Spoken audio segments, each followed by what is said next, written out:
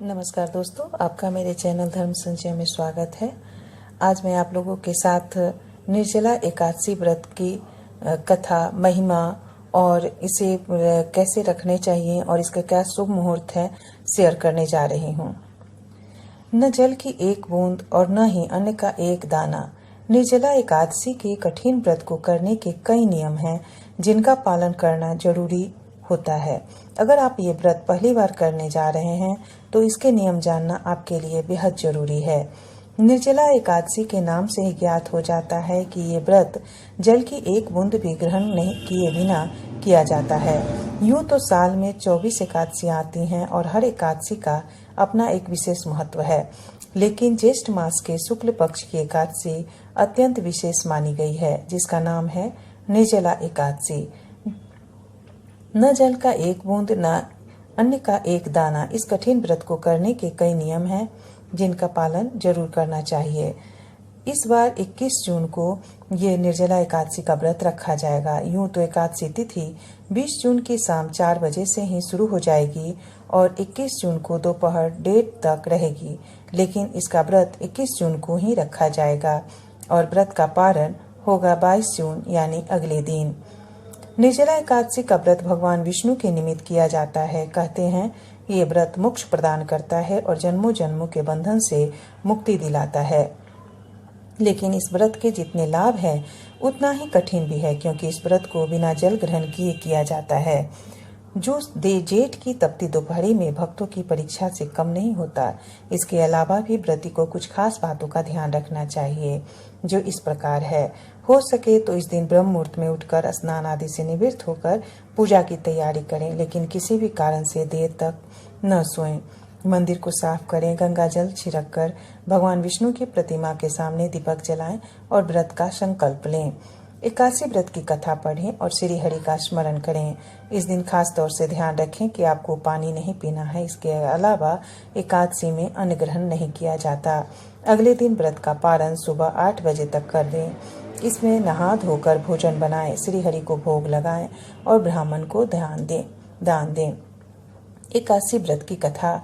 भीमसेन व्यासी से कहने लगे कि हे पितामह, भ्राता युधिष्ठिर, माता कुंती, द्रौपदी, अर्जुन, नकुल और सहदेव आदि सब एकादशी का व्रत करने को कहते हैं, परंतु महाराज मैं उनसे कहता हूँ कि भाई मैं भगवान की शक्ति पूजा आदि तो कर सकता हूँ, दान भी दे सकता हूँ, परंतु भोजन के बिना नहीं रह सकता। इस पर व्यास जी कहने लगे कि हे भीमसेन, यदि तुम नरक को बुरा और स्वर्ग को अच्छा समझते हो तो प्रति मास की दोनों एकादशियों को अन्न मत खाया करो। भीम कहने लगे कि हे पितामह, मैं तो पहले ही यह कह चुका हूँ कि मैं भूख सहन नहीं कर सकता। यदि वर्ष भर में कोई भी एक व्रत हो तो वह मैं रख सकता हूँ, क्योंकि मेरे पेट में वृक्क नामक वाली अग्नि है, सो मैं भोजन किए बिना नहीं रह सकता। भोजन करने से वह शांत रहती है, इसलिए पूरा उपवास तो क्या, एक समय भी बिना भोजन किए रहना कठिन है। अतः आप मुझे कोई ऐसा व्रत बताइए जो वर्ष में केवल एक बार ही करना पड़े और मुझे स्वर्ग की प्राप्ति हो। श्री व्यास जी कहने लगे कि हे पुत्र, बड़े बड़े ऋषियों ने बहुत शास्त्र आदि बनाए हैं जिनसे बिना धन के थोड़े परिश्रम से ही स्वर्ग की प्राप्ति हो सकती है। इसी प्रकार शास्त्रों में दोनों पक्षों की एकादशी का व्रत मुक्ति के लिए रखा जाता है। व्यास जी के वचन सुनकर भीमसेन नरक में जाने के नाम से भयभीत हो गए और कांप कर कहने लगे कि अब मैं क्या करूं। मास में 2 व्रत तो मैं कर नहीं सकता, हाँ वर्ष में एक व्रत करने का प्रयत्न अवश्य कर सकता हूँ। अतः वर्ष में एक दिन व्रत करने से यदि मेरी मुक्ति हो जाए तो ऐसा कोई व्रत बताइए। यह सुनकर व्यास जी कहने लगे, वृषभ और मिथुन की संक्रांति के बीच ज्येष्ठ मास के शुक्ल पक्ष की जो एकादशी आती है उसका नाम निर्जला है। तुम उस एकादशी का व्रत करो। उस एकादशी के व्रत में स्नान और आचमन के सिवा जल वर्जित है। आचमन में 6 मासे से अधिक जल नहीं होना चाहिए, अन्यथा वह मदपान के सदृश हो जाता है।